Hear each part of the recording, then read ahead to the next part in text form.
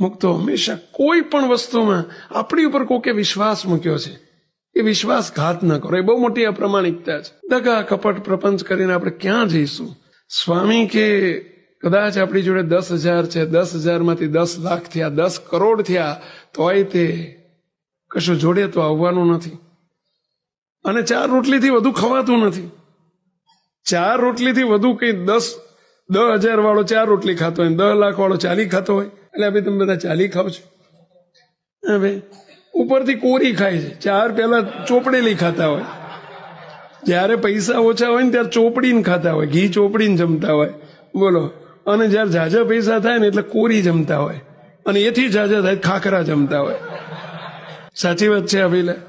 તો શું કરવા તારે? કોના માટે આ કરો છો? છોકરા માટે. છોકરા પ્રમાણિક, તમે એના પ્રમાણિકતાના પાઠ ભણાવશો, સંસ્કારો આપશો, એ ભગવાન એની રક્ષા કરશે. શું કરવા તમે એની ચિંતા કરો છો?